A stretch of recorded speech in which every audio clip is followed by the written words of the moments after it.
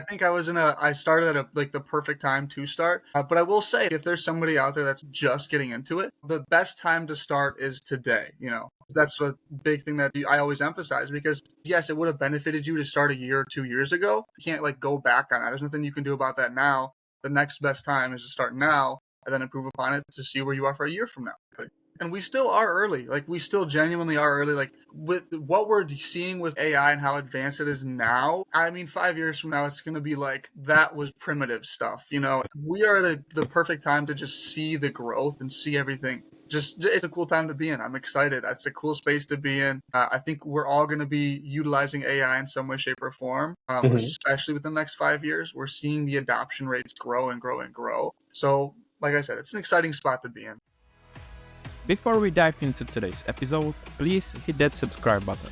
Your support helps us grow and inspire more people on their journeys. Thank you. Hello, Hank. Thank you for joining us today and welcome to the show. I appreciate it. Thank you so much for having me. So, Hank, can you please introduce yourself? Yeah, so my name is Hank Barker. I am the co-founder of Priority, where we make AI simple and actionable for small to medium-sized businesses through workshops, training, and our goal is to basically just get everybody caught up to speed and comfortable with using AI in the workplace. I think the question that a lot of people ask you, but how did you actually start with AI? Yeah, that's a great question, because it really, like, every single person has a different journey to how they got into the space.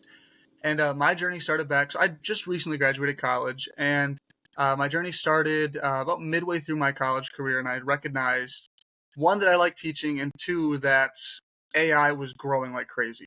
It was becoming this big topic, and I had tried it out. I just jumped onto ChatGPT, and I was like trying to create some funny stories or just something, messing with my friends. And that started to developing into, now it's my study buddy. Now it's, okay, I gotta try to learn a new topic. How can ChatGPT help me? And from that moment on, I recognized, oh my goodness, this is the place to be. I'm jumping in and diving headfirst into it, and the rest is history. And where did you hear about it for the first time? Or what was like the first impulse that you noticed and you were like, oh, I need to give this a try? Yeah, I think funny enough, so my buddy had like sent this really long like funny story about us in like a Discord chat, and I was like, there's no way he wrote all of this himself. Like, there's no way like he wrote this like 4 or 5 paragraphs, like it's super detailed stuff. So I was like, what did you do? What is that from? And he's like, oh, it's called ChatGPT. And I was like, what's ChatGPT? Like, I'd Oh, heard yeah. about it, but I didn't really know much about it. And I just knew it was like some sort of chat based thing. And that Mhm. was like my first like awakening. I jumped on there on the free. It was like ChatGPT. It was like GPT-3 at the time. I just started typing away, and I loved it instantly. I like wreck it like right away. My brain just like had that flip of like, oh my Yeah. goodness, because I was curious. If you come into it with a curious mindset, you're gonna learn and just be excited about it. Yeah, of course. And I guess the earlier you start, the better. Because For sure. anyway, you just need to try at some point. And, if you start earlier, you get better, you are on top of the things and just competitive Exactly. advantage, I isn't think it? I think I started at like the perfect time to start. But I will say, like, if there's somebody out there that's like just getting into it, there's the best time to start is today. Mhm. That's a big thing that I always emphasize, because it really, like, as much as, yes, it would have benefited you to start a year or 2 years ago, you can't like go back on that. There's nothing you can do about that now. The next best time is to start now and then improve upon it to see where you are for a year from now. I think that's a great point because as I spoke with some people from AI field before, or now I'm speaking with you, who knows definitely much more than I do. I feel like someone who doesn't know much or who's like a newbie. But then when I meet someone who's not still using it, then I'm actually the one who knows much more. So you just said the great point that it's never late to start. And if you haven't started, just start now. It's Yeah, never too late. exactly. And we still are early. Like, we still genuinely are early. Like, with like what we're seeing with like AI and how advanced it is now. I mean, 5 years from now, it's going to be like, that was primitive stuff. Yeah. We are at the perfect time to just see the growth and see everything. It's just a cool time to be in. I'm excited. It's a cool space to be in. I think we're all going to be utilizing AI in some way, shape, or form, Mhm. especially within the next 5 years. We're seeing the adoption rates grow and grow and grow. So, like I said, it's an exciting spot to be in. Yeah, I just to expand on that point, I agree because like I see posts on LinkedIn regularly about advancements and about something that happened that I didn't know, and I'm like, oh my God, I wasn't expecting this. So I can imagine that in 5 years it will be even crazier, and Yeah, cannot I mean, imagine what it's going to be.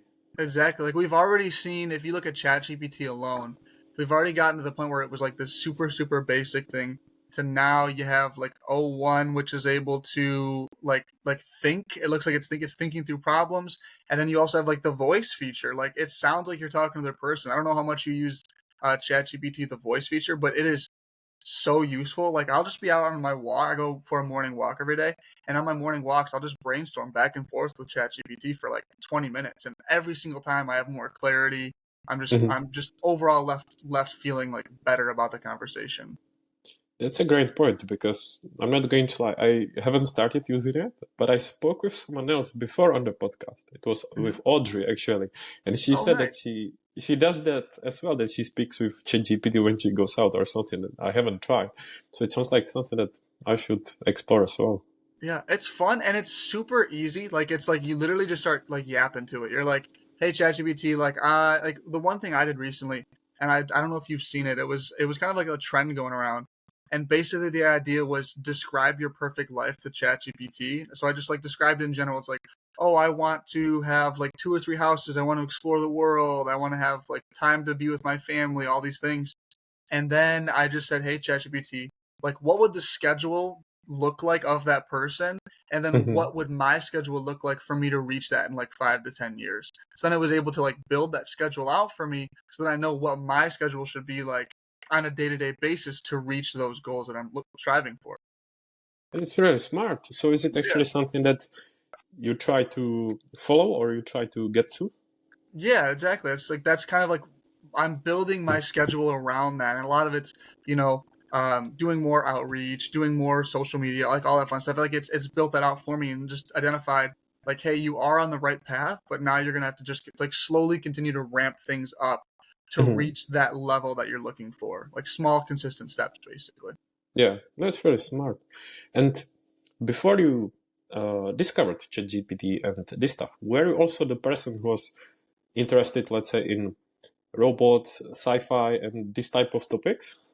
Oh, I mean, I've always been a huge, huge fan of like I'm very like I'm big into video games. I'm big into Star Wars, all that fun stuff. I got my own lightsaber over there, like got from Universal or yeah. So it's always been something that like I've like had my mind around, Mhm, and when I saw that opportunity, I jumped on it. I was like, this is something that it's so early that it's exciting, but we know where it's going to end. I guess we don't know where it's going to end up, but we mhm, can see the path ahead of like how much benefit this is going to give to the world. Like we've already mhm. seen it. There was the I always bring up this example of the woman who had a stroke, and then they used AI. I know it wasn't totally AI, of course, but AI helped in giving her voice back, so she had like an avatar that she could speak through that was connected Oh into her wow. brain. So just like there's cool things like that that just makes me so excited. Like the AI in healthcare and AI in Mhm. education as well. Like just being able to empower the people that are already like making a huge difference. It gets me so excited. Yeah, I feel the same. I often see some because often, of course, people share some I don't know fails or things that are not that positive when it comes to AI. Maybe they want to shed negative light, but then on the other side, you got like some examples when it actually helps, and example like you said. So I think it's important to look at it from both perspectives or see the positive Yes. sides as well. Yes, I think so too. I think you have to come at it from an objective view. It's like you're gonna have things that are really good, and you're gonna have things that are really bad. And it's like the same thing with like the internet. There's gonna be ups and downs. There's gonna be an adoption process that might take longer for others than you might think. But it's just going to continue to evolve, and like we're going to have to put restrictions in place to make sure that things go properly, because if you Mhm. do have like just let's say free reign, just do whatever you want, it could lead to some issues. It could lead to governments developing crazy AI things that are able to shut down all of everything at any time, or people creating things they shouldn't be. So But then Hmm. there's the other side of maybe it's helping cure cancer, or maybe it's doing like it's being able to make it so that every child has a personalized learning plan that's like set for them. So Yeah. there's different ways you can look at it. I say you keep an objective view, look at it from like a point of, okay, is this a good thing? Is this a bad thing? I look at AI as a net positive. I think it's going to do more good than it will do harm, but it Hmm. will still do harm. It already has done harm. So it's taking everything in stride and just making sure that you're staying objective about it. Hmm. Yeah, I can only agree with you. And with, as we discussed, there's something new happening all the time. How do you manage to stay on top of things and be updated about what is happening?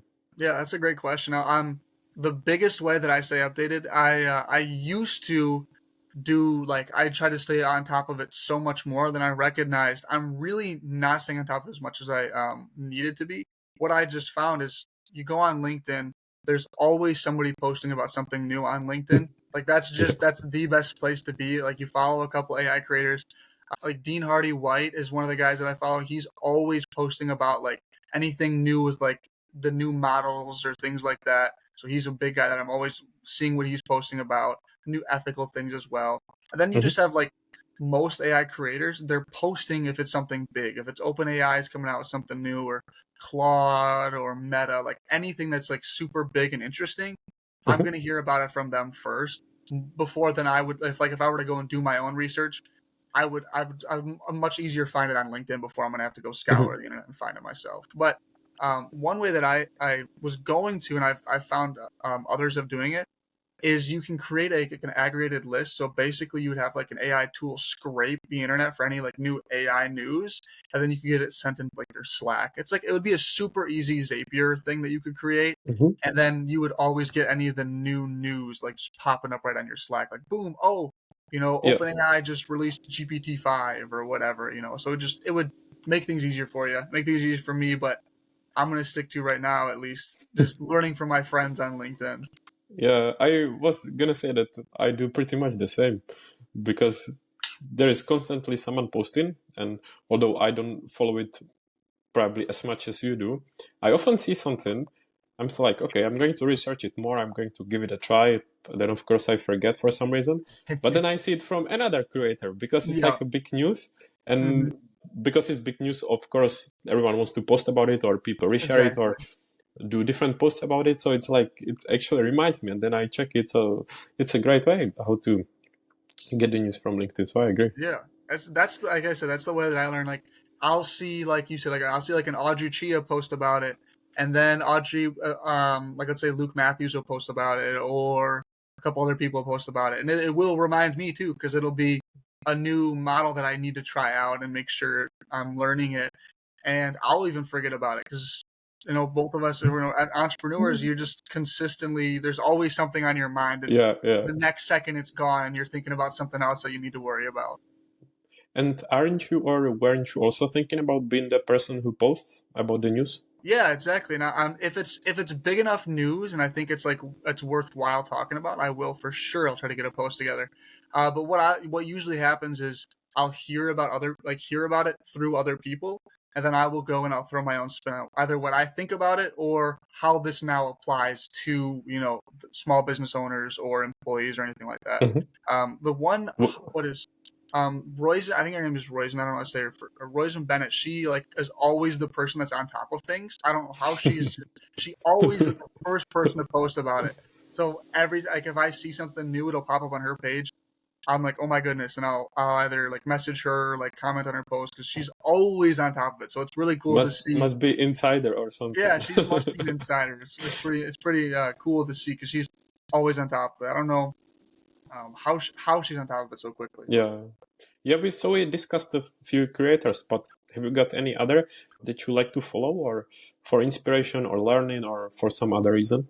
Yeah, if you were looking like the big one that I have learned a bunch from, and this is like a little short plug-in for him. His name's Matt. Is Matt? I think it's Lahayev is how you say it. It's like spelled Lakaj or Yeah, each. yeah. Yeah, you know Matt. Yeah, Matt. He's super cool guy. I've learned a ton from him. Because one of the biggest things that I've struggled with as an entrepreneur is reaching out and like consistently like working on the sales process, because that is something I've never done before. So it was a new hat that I had to put on, and I've just learned so much from him about like how to DM people and what your brand should actually be about, like the focusing on like the one target audience, one, the rule of one. It's like one audience, one, one style of posting, whatever. It's a one Yeah. one one one, and I've learned a lot from him, especially. Besides And that, what's was that? it like from following his content or some kind of course or A mentorship or little bit of something? both. So I started off with his content, and he whittled me down after a couple months of just me loving his content to where he was like, "Hey, look, I'm going to give you a deal. I'll get you into get me into your program." And I joined his program. It's been the best thing I've learned from on Wow. LinkedIn. It's like I totally recommend it if you're somebody that's wanting to like get more leads, through LinkedIn. Totally look into him. Do But you get a commission from yeah, promoting that? yeah, I should. Yeah, I should be getting a commission. But he touches on so much. It's like how to position yourself. How to identify your ICP, all that fun stuff that Mhm. I thought I knew, and then I went through the course and I recognized that I really had no clue. I was just Yeah. kind of guessing on a week to week basis what I thought was working. So it sounds like a great shortcut Yeah. how Oh, to it is save for sure. save And time and everything. there's only I'm trying to think of any other big creator. Oh, Nancy Bain is somebody that like I love her. She's awesome. She's an AI creator. She talks primarily about Google Gemini and like the Mhm. Gemini workplaces. She's another awesome individual. Just super insightful and just super sweet. Like you could ask her anything and she'd give you an answer. And that's the type of community that I look to like build and grow with. Is people that are just nice, awesome people to talk to and supportive. Yeah, I like it, and I agree. I think that's what the community on LinkedIn should be like: friendly, supportive, and Exactly. And I would say a that good like place. for the most part, the AI community is that. I have felt nothing but like support from everyone around. Like the bigger creators like Audrey taking me on for a podcast and things like that. Like it's just cool to see that everyone's supporting everyone. Now I've been around a while, so that does help a little bit. But at the same time, like I see these newer creators coming on here and they're getting the support from everybody, because why not support each other? Why not grow with each other? Mm. Like it doesn't make sense to me to try to like hold others down.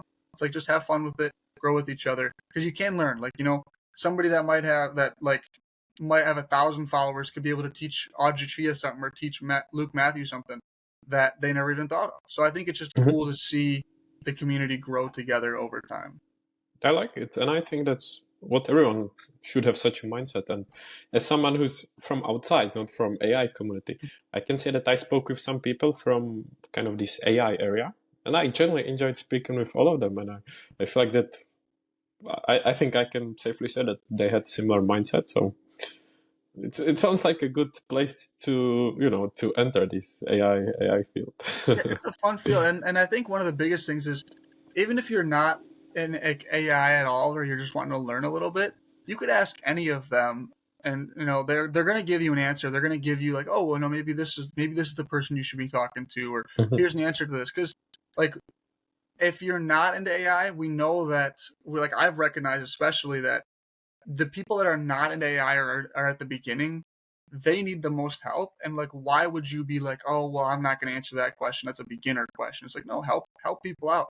Like that's the Mhm. biggest part of what I'm all about is making AI simple and actionable. So if you had a question, somebody could come to me and say like, hey, dude, like, can you like here's what I do for a business. Can you give me like some tips and tricks and stuff? Like totally down. Most people would charge for that. I don't see a reason in charging to just help people along the way, just in the DMs or something. Just help them along their journey and just provide value. And I think you never know when that person who Exactly. might be asking you for advice, when he or she will be in a few years and then maybe can help you. Exactly. It's all about the what is it? It's like the reciprocity rule, I think. Yeah.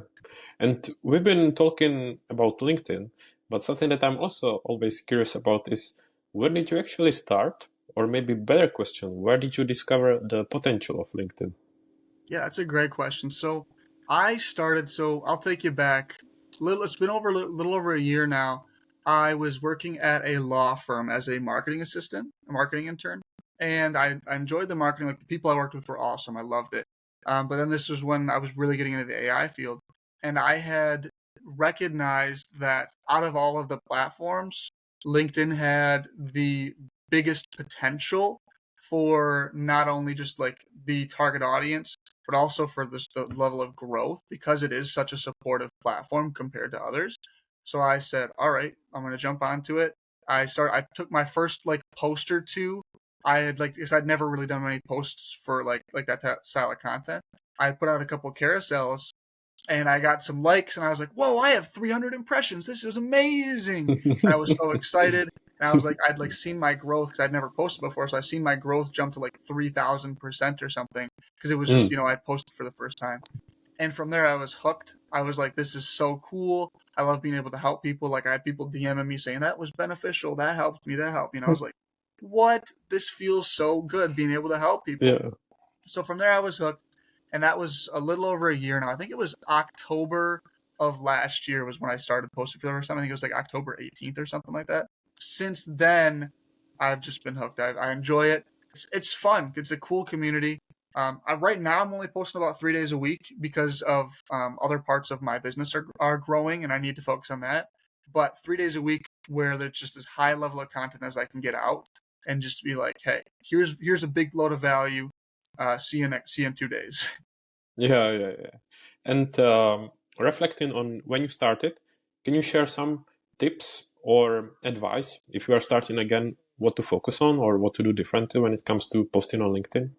That's a great question. So the couple biggest tips that I've recognized is one, make sure that if you're trying to gain clients or you're trying to do anything like that, make sure that your LinkedIn profile is optimized and like makes total sense. This is something that I'm still even working on a year later. Get on top of making sure that like it makes just total sense. If you click onto your profile or somebody clicks onto your profile, that they automatically are like, oh, I know exactly what this guy does or this girl does. Like Hmm. I know exactly what they do. There's no question about it. Oh, if I need something for like, oh, tax writing purposes, boom, this is exactly what they do. Another big thing is when I say consistency could be in the form of 7 days a week. It could be 5 days a week, 3 days a week. It's just being consistent with what you're doing and having a consistent time you're posting as well. And building a community. I know like we keep mentioning community, but building that group of people to either comment on yours, you're commenting on theirs, and just having people that you can go to if you ever have any questions. And also collaborations as well. Hmm. Collaboration posts do very well on LinkedIn because you're getting the best of both worlds, the best of two different people. Combining them together, similar to like what we're doing right now, or like when either of us are talking to Audrey Chia and things like that. It's like Yeah. those type of conversations not only benefit you, it benefits them, and it benefits them for the most important, it benefits the audience. Hmm. Yeah, valid points. And I wish I heard it when I was starting now as well. Same here, same here. Like I was right off the bat was like collabing with people, that's scary, or like or like oh video post, that's scary. Because right now, I'm starting to switch over to video as well because it is like even when I was trying to upload an image today, like it changed from like an image to now it's like video and image, so you can like choose which one you're going because people Oh, are yeah, yeah. so going into video now. The one big one, I don't know if you know her, it's Lindsay Rosenthal. She's been doing video for probably over a year now, and her account has exploded because she's only done Yeah. video for a year now. And now Uh-huh. that video is becoming, it's being prioritized. It's just, just going through the Spain roof. off Yeah, exponentially. exactly. Yeah. So that's something I'm going to be looking into doing more of. The cool thing with video content is you're able to like use it for multiple different platforms. Like the video that you record for LinkedIn, as long as it's under a minute, can go to 3 or 4 different platforms. It can go to Instagram, it can go to TikTok, it can go to everything. And So you're like, YouTube. boom, you're growing on 4 different platforms at once. Hmm. Yeah, that's a great point. And you mentioned that you maybe need to polish your profile a bit or something like that. But are there any things that you currently struggle or that you want to improve or still focus on to, improve your overall presence there? Yeah. So the biggest thing when it comes to my presence on LinkedIn is I want to be the like your go-to, but also like just like a kind of like a comfort figure. It's like, hey, look, I'm trying to make AI not scary for you for your business. And when it comes to my profile itself, the overall like it's much better than what it was.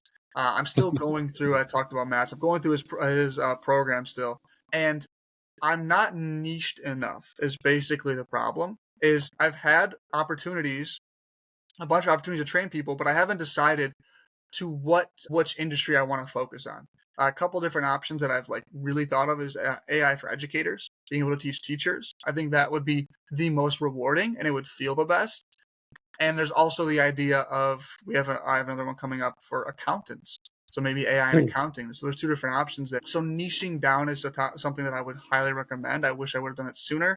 I'm still trying to niche down to just a Mhm. specific audience so everyone knows. Like they come into my profile, they see AI training. AI training for who? It's like it could be for a Yeah. large audience. And when you're trying to cater to everyone, you're catering to no one. Besides that, the biggest struggle that I've had and something that I'm working on is the consistency and outreach. If you are on LinkedIn, you can only get so much inbound from your posts. Your posts could be Hmm. amazing and they could be the best things ever. You're only going to get so much inbound. The real magic happens in the DMs. I cannot stress this enough. The real magic Yeah. happens in like they liked your photo, they visited your profile, messaging them, just starting a casual Hmm. conversation. It doesn't have to be like a you're trying to sell them conversation.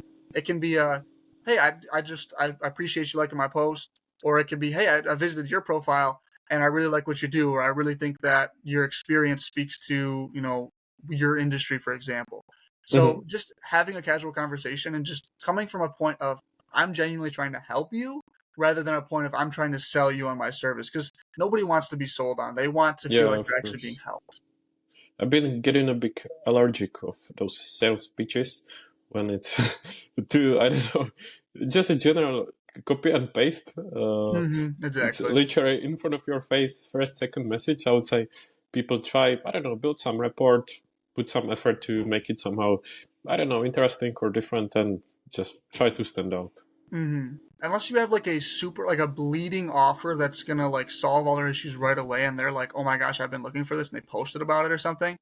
You're Hmm. not gonna be able to. You're not gonna sell somebody right off the bat, or be able to help somebody right off the bat. It takes a conversation. It gets knowing their actual needs and wants and what's gonna actually benefit them.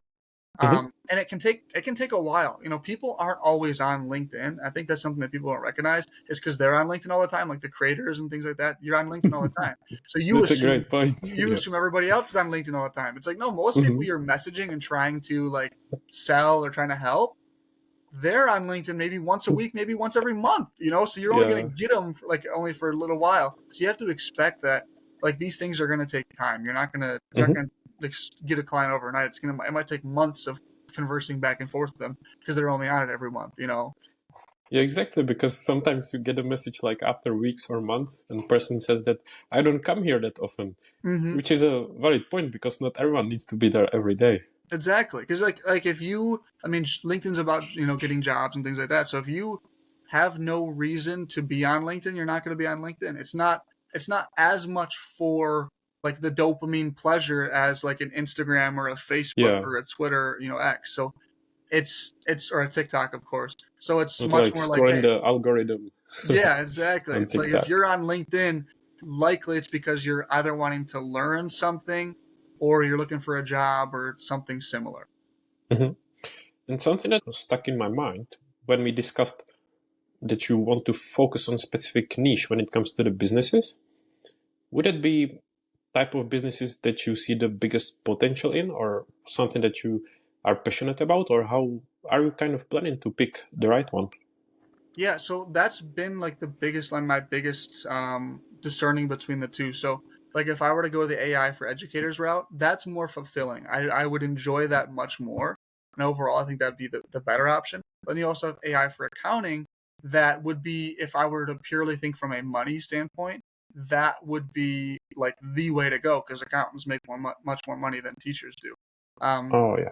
but at the end of the day, it's who can I help more and be able to Hmm. benefit the most from and enjoy the most. So Yeah, uh, that's AI for important. educators is the route that I would like to go, and the route that I'm starting to edge towards, because I have a presentation coming up, and it's for HR professionals and for administrative professionals that work in the schools around Michigan. So Hmm. I'm going to be teaching to them.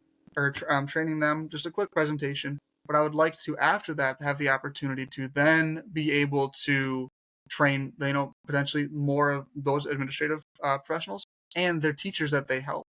I think that AI in education being is like the place to be. I think it's the place that AI can benefit the most because teachers Hmm. already have so much on their plate, and being Yeah. able to say, "Oh, hey, you're gonna have AI help you a little bit, or maybe it's helping you grade your papers or something like that. Something that could just help you save a couple hours." Like the teachers are so overwhelmed, Hmm. and if you can just help save them a couple hours a week, I just look at that as like a complete win. Are you looking to elevate your online presence? Check out Trailblazed, our digital marketing agency. Whether it's standing out on social media, crafting a stunning new website, or developing impactful visuals, Trailblazed has got your back. Visit trailblazed.digital and reach your online potential today. And something that I've been thinking about a few times is that with the AI tools, it must be really challenging from both perspectives. So when you are a student, of course, you need to have a temptation to use some smart tools to help you with work. But at the same time, I assume that the other side, like the teachers, they've got some tools that like recognize whether it's AI or not.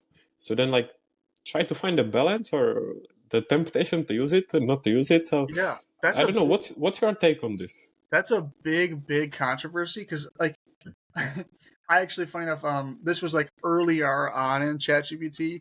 I had a friend that was a substitute teacher, and he was he was like it was like a third grader had like submitted something from ChatGPT, and it was like so obvious. It was like college level, and he was like, come on, like if you're gonna use AI, use it right, you know. Yeah. It was pretty funny. So there is a scare, especially like teachers are scared of their students using it, but then that's also preventing them from using it. Mhm. Because yeah, if any kid has ChatGPT, if they really like figured out prompting, they'd be able to do anything and everything. It wouldn't even be a problem. But then Mhm. you're not learning. You're not gaining anything from that. The AI checkers out there that teachers and professors try to use, as of recently, they're just not good enough. Like, if you're Okay. somebody Yeah. that knows how to prompt to any extent, like past the complete basics, you would be able to get past like those checkers because those Mhm. checkers aren't reliable. The one this was about a year ago now, I think, or a little bit maybe farther away, but the AI checker said that the Declaration of Independence was made by AI. So it's just like things like Oh wow. that. It's Yeah. just it doesn't get those things right. They're I know they're a lot better now, but they're only as good as how bad the person is at prompting, basically. So if you have Yeah. somebody that's really good at prompting, like I could get by an AI checker 95% of the time, most likely. Mhm. Yeah. So it's just we're at a point where you kind of have two different ideas around it. In education, you have the idea that, oh my gosh, everyone's going to cheat with it. Then you have the idea of, oh my gosh, this could benefit not only the teachers but the students because it's going to benefit. It's going to be like personalized learning experience and things like that. So there's a guy on LinkedIn. His name's Jason Gulia, and I mention him in about every podcast I come into because he's got a good take on it.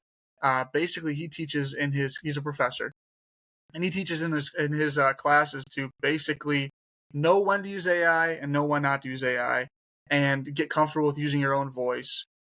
Because when these students graduate from high school, from college especially, they're going to have to use AI to some extent. For like most likely, you're going to have to use AI to some extent in Yeah. the near future if you don't already have to use it. And it's going to be expected of you because you're the young person.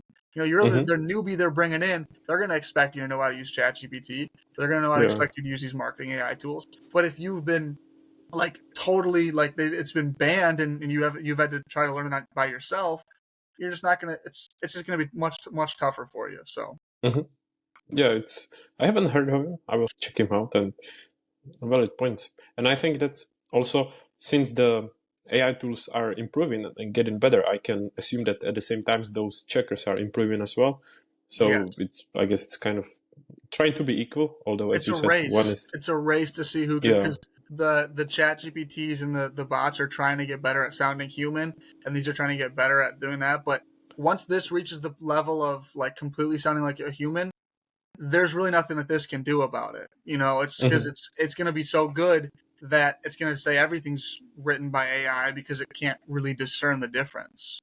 So, Yeah, yeah. and we're already near that point. We're already near the point where there would have to be some sort of like little bit of code that gets added on to any time you were to like copy something from ChatGPT to really have any chance of being able to reliably Hmm. like fact check and make sure that was this created by AI. Yeah, the good thing is that I'm out of school now, so I don't need to worry about this and the temptation to use Same it. here, same here. And we discussed ChatGPT a lot, but what are some tools that you use on daily basis or regularly? Give us some inspiration and secret know-how. Yeah, so I'm a very open person about what I use. So nothing will come as a crazy surprise. The biggest ones are ChatGPT, of course. Claude. Now, Claude is if you're wanting like human sounding to any extent, or you're wanting some just like a fresh perspective. Claude has been my go-to. I think it's just overall more creative than ChatGPT in my experience. Could Because you name like different use cases when you would go for ChatGPT compared to Claude? yeah, so ChatGPT, I mean, I use them both at the same time. So I'll do like a double brain type of thing. I like brainstorming, Hmm. and if I'm going to brainstorm, I want to have both of their like opinions on things. But brainstorming primarily is a ChatGPT thing because I'll use my phone. I'll just talk through my phone. But then if I'm like, I'm still thinking, okay, ChatGPT had something okay. I'm gonna try it on Claude. I'll go to Claude and I'll have it give me some different ideas. But generally, my use cases, brainstorming and like ideation to an extent is ChatGPT. Anything copy related, if I'm helping it help me write a post, create a script for a course, or anything like that, that's going to be Claude. And then my Hmm. research to any extent has been ChatGPT, especially with their new search release. They released a new way to search. I've actually switched my Google over to whenever I type something up in the top bar to like look something up, it just automatically searches through ChatGPT now instead of Google. Oh, Um, a little yeah. quirky. It's pretty solid because it's giving a personalized example, a personalized thing. But I would love for them to add where I can get some images, like get some more images. 'Cause a lot of times I'm like, oh, I want an image of this thing, and now I'm gonna have Hmm. to ask for images of it. But then I also use for research Perplexity. So if I'm going on a site itself, it's just a cute little Chrome extension. You click it, and then you just click summarize, or you can say, hey, like, give me some insights from this page. And it gives you all you'd ever need to know. It makes it so when I jump onto a page, I don't have to scan for 10 minutes trying to find the exact, like, Yeah, yeah. data set I'm looking for. I agree. Perplexity is amazing. I like it as well. Yeah. It's Besides that, I think it's powerful. But besides that, that's really those are like the three biggest ones I use on a day-to-day basis. Canva, I use Canva a lot. I know there's a lot of AI in Canva Canva team. now as well, and And I think it's pretty cool because it's easy to use, and I feel mhm. like they upgrade quite often. So I feel like that very often I open it and there are some, I don't know, news or new tools or something they added. So I like that they are keeping up and adding new features. Yeah, exactly. No, and it is cool because I would say I mean, nearly monthly, you're getting something new either through ChatGPT, Claude, Copilot. Like something's getting an upgrade. Perplexity, Canva. Like there's always some new little upgrade that's being added that kind of draws you back in. It draws you back in, gets you excited again, keeps you on your toes. Like with ChatGPT, it was most recently the O1 and the voice features. And with Claude, they added like projects and they added like a new way to code. So with Claude, I don't know if you've messed around with Claude much. You can create like little apps basically. Like I created a little app that like allowed me to like gamify my work. So like anytime I completed Mhm. a quest, like a task, it would give me some experience points to like level up to like maybe get a new sword for when I'm going to the new area. Like it's just cool stuff like Yeah, that. it's pretty cool. Yeah, it's pretty fun too. Like it's just cool to create because like it's all like human. Like I'm just typing something in. I'm not having to like learn coding to any extent. I can just say, hey, create me a Hmm. gamification app that like has like a timer set for me so I can make sure I'm like doing like a Pomodoro technique. And I wanted Yeah, to every time I complete a task, give me some experience so I can level up my character. Just something simple like that, and boom, I had something I can mess with. yeah, and it's a great idea. Something I definitely should give a try. And talking about the tools and LinkedIn before, what about some AI tools focused on LinkedIn? Like whether specific apps or extensions are using something? I was for the longest time not, and then very recently I got a tool called Perfect Post. It's kind of on the Mm, down low. I've only used it every once in a while. But basically, what it does is anytime I'm going to create a post, it like will save a draft of any post I did. It'll give me like some recommendations on the side of like maybe I should change up some copy here and there. So things like that, I'll use it for. Otherwise, Claude is my big go-to when it comes to like creating the copy itself. I will throw my idea in. I have like a set chat that basically will define the outline of my post and give me some ideas for what my post should look like. And then I can take that and edit it and make the necessary human touch changes as well to get it to mm-hmm, like look solid and be ready to go. I've also used in terms of if you're wanting to like do like LinkedIn leads or anything like that, I've used Lemlist. That was a pretty interesting app. Basically what Lemlist does is you can have it like set up like a kind of like a branching tree of like effect things it'll do. So let's say you want one day to reach out to people of like all like of this lead list that you have. Then next day you want it to message people, and you can have a set message that you want to do. I've tried that in the past. I've moved away from it more recently because I have identified that it's much better to have like genuine conversations than it is mm, to yeah, have like even that even if the first message is a little off, you're losing people right off the bat. And they could be your perfect ideal yeah, client. They could have been totally wanting to like learn and benefit from you. But if your first message is off, you've kind of ruined your opportunity. yeah. That's true. That's a good point. So we've discussed LinkedIn a lot, but what about some other platforms? Have you tried? Are you present or any plans for the future? Yeah, so plans for the future for sure. I would love to get more into YouTube. Now we've got some videos on YouTube. It's under Ben and Hank or Hank and Ben. I don't remember which one it is. My co-founder. So we had started that YouTube channel for a podcast similar to this. It was mainly just between me and him, just talking about like topics in AI. Maybe it's training your employees to use AI. Maybe it's data safety in AI. And that's kind of transitioned to now I'll be doing a post usually about once a week on there, but it's more so for a lead magnet type of thing. So it's like I created it Mm-hmm. for LinkedIn basically, but I'm still posting it on YouTube to just have that be the Yeah. platform that's on. But I would So do love you to plan in the future focus more on that side, on I would YouTube? love to get because video is taking off so much on LinkedIn.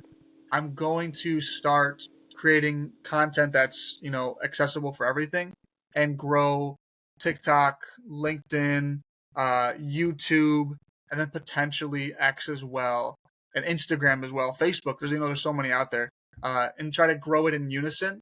That might actually be something Mm-hmm. that I'll look to get like a virtual assistant to kind of get it Yeah. all out. I'll To be record the able video. to sort Yeah, out everything. exactly. Yeah. To be able to post and then comment on 5 or 6 different platforms, that can be a lot. But Hmm.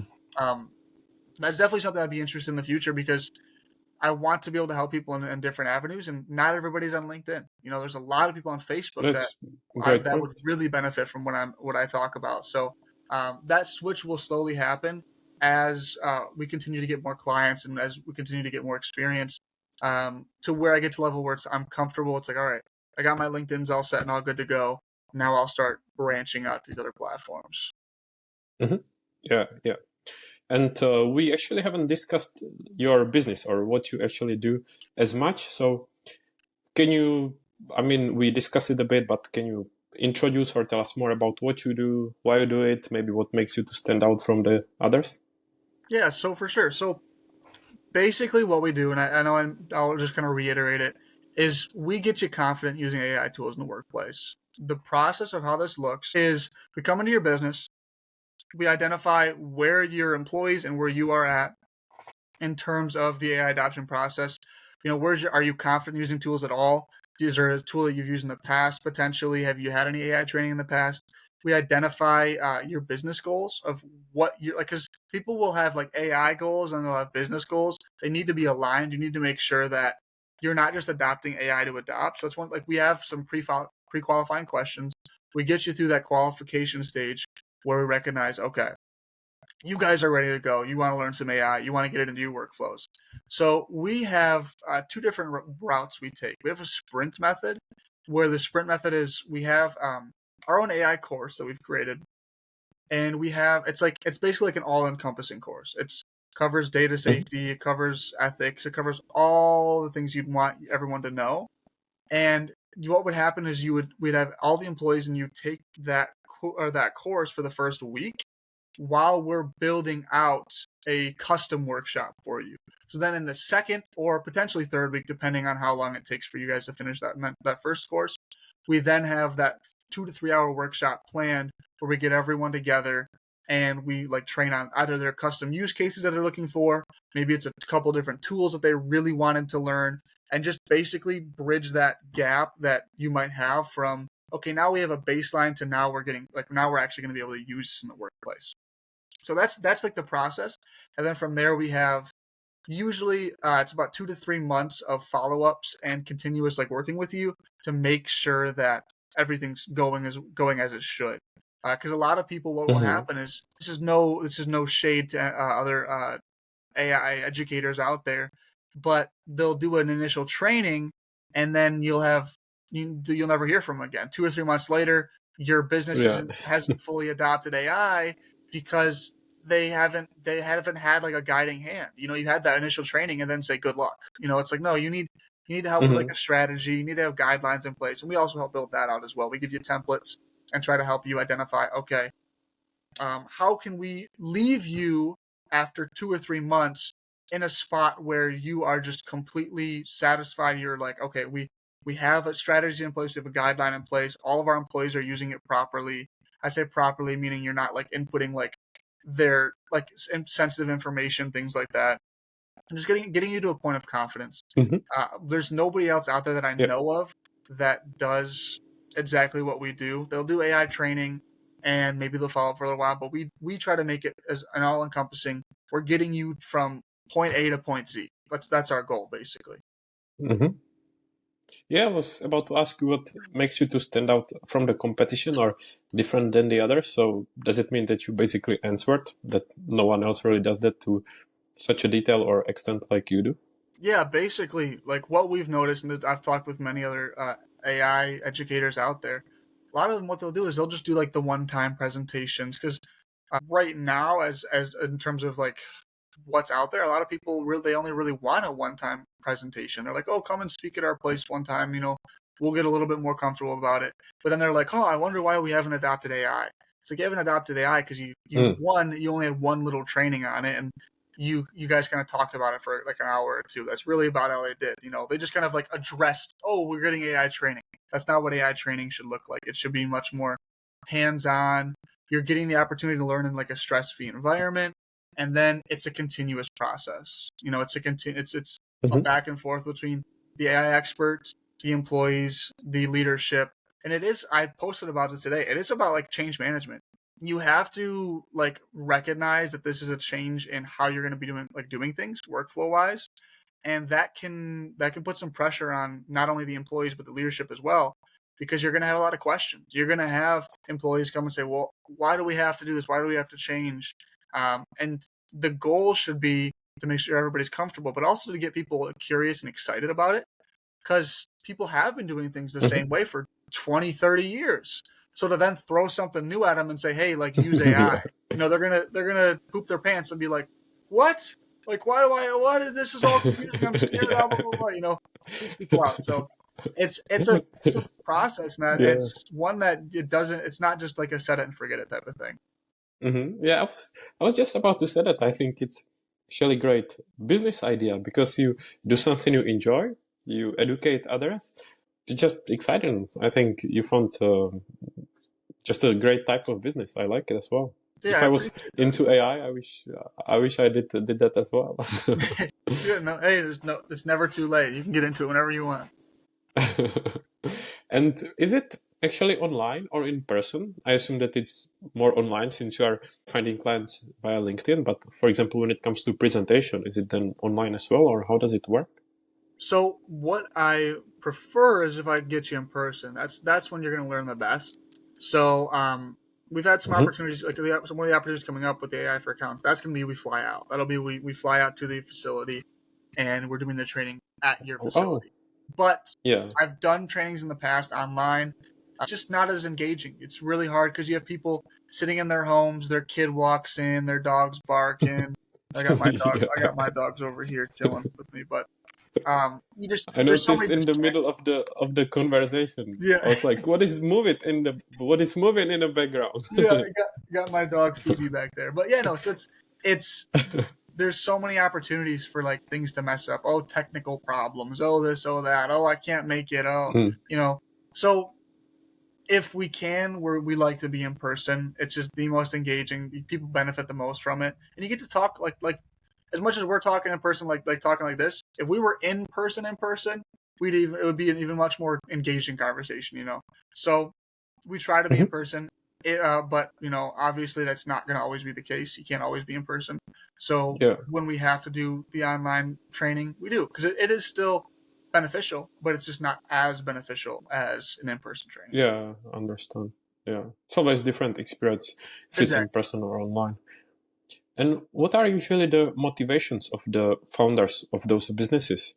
Such as whether it's they are scared of AI, they are excited, they want, I don't know, get competitive edge over the others, or why do they reach out actually? Yeah. So for the most part, and this is kind of funny. It's like most people are like, "Huh, everyone else is getting AI training. We should get AI training." Like that's been like the biggest We're thing. They're like, missing out. yeah, they're like, "Yeah, we feel like we're missing out." It's a Yeah. FOMO kind of thing.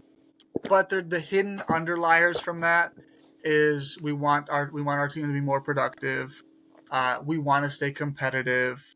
We don't know what we don't know, so we'd rather like have you train us than us trying to figure it out ourselves. So there's a lot of factors that go into it, like into like that mindset of like, oh, we feel like we should be getting AI training. And at the end of the day, like they'll say, oh, we think we should get AI training, and you have a deeper conversation with them, and then you find those underlying things, and you recognize that it wasn't just oh, we feel like we should get AI training. There was a need there. There was a reason to actually be getting the training Yeah. itself. Hmm. And out of the clients that you worked with, is there some specific scenario that for some reason is worth mentioning? Maybe something that you found challenging, interesting, funny, or just that you remember for some reason? Yeah, the biggest one that I remember, and this was one we did back in March. It's so funny. As an individual in the AI bubble, I just like at the time assumed everybody's used ChatGPT. Like so obvious, everybody's messed with these tools. We got into it, and we had like an hour and a half session. And at one point, we are like, "All right, everyone, pull out your computers. We're gonna open up ChatGPT." And then, of the 20 people that were there, two of them had ever used ChatGPT to any extent. The other 18 were having trouble getting onto the platform itself. So it went from like a section that was meant to be like 15, 20 minutes to like 35, 40 minutes because everybody was trying it for the first time. I, And that's something like it's just yeah, you have to be super patient and like recognize that mhm. as complex as like even if you think it's not complex, like even like as myself, like I'll be making a presentation and I'll be thinking, oh, this is like super easy to like this is totally everyone will get this. Then I'll like show it to Mhm. my mom and she's like, this is too complicated. I'm like, what? I thought that was like super, super simple. So it's like taking it a step down further than like what I even thought is like has Mhm. been like the saving grace. Like presentations we've had after that, if we're gonna have them use ChatGPT, it's like we put a 30-minute chunk just for them to get on the platform itself. Yeah, and play with it. And Exactly. it must be great experience or great feeling when you show them maybe for the first time and then discover the potential and they're like, wow, I've never tried this, I've It's never seen yes, that in because you. like so many people are like, "Oh, I haven't touched this AI thing. I just heard it can like change my emails or do something with my emails or something like that." I'm like, "Oh my gosh, Yeah, I'm yeah. gonna show this to you, and your brain's gonna explode." Yeah, yeah, it's funny. I can imagine when trying to describe to my mom or something. So it's funny. Exactly. And as we will be approaching the end soon, different topic. What do you actually enjoy doing in your free time, if you have any free time left? So I like to prioritize my free time when I get it. I'm naturally a person that avoids work as much as possible, so I have to like set times to like do things. But on my Hmm. free time, like I'll kind of give you like a day to day breakdown of what my day looks like. I wake up, recently I've been going for a run in the morning, but I will do a run or I'll go for a nice walk, just a 30-minute walk, or I'll do just like a couple mile run or whatever. Just get outside. It's getting cold in Michigan now. Like 2 years ago today, we had snow on the ground, so I don't know how much longer I'll be able to go running for before I'll be ice. So I'm trying to enjoy it. Yeah. I chill out with my dogs on my free time, and like I said before, I'm a big gamer. I love playing games right now. I'm playing. Oh, I don't know if you've heard. You've probably heard of Skyrim. I'm playing through Skyrim again for the first time, or for the first I time heard, for but 8 years. I'm not a Never gamer, big. not going to lie. I don't know much about That's it. all right. That's all right. So video games when I can with my buddies, and hanging out with my significant other. We go out. We love to go on like hikes and just adventure around. She's a big outside Mhm. person, and I'm a pretty big outside person myself. So if we're gonna go explore this bridge, or we're gonna go just be outside, be in the moment. So that's a big part of Yeah. like my life is just getting outside, just breathing fresh air, and just enjoying what has been put on this earth for us to enjoy. Yeah, I like it. And I like when you said that you try to prioritize your free time or doing stuff that you enjoy, because sometimes it feels like that we forget trying to stay ahead, I don't know, whether it's being on LinkedIn or working hard or whatever, and then Yeah, forget to actually enjoy. I've noticed myself, like I'll have days where like this last summer, for example, like the summer before, I would go for a bike ride every night. I go watch the sunset. And I recognized this last summer. I was like, I've been so focused on like thinking about the business, thinking about things like that, that I hadn't gone on a bike ride in forever. And I just kind of recognized, I'm like, oh my goodness, I need to make a Hmm. change. I need to start prioritizing my, not only just my health, but like my mental health. Just making sure that you're getting outside, you're getting some breaths of fresh air, you're doing the things that you enjoy, like picking up a new Yeah. hobby, hanging out with individuals that, make you feel better.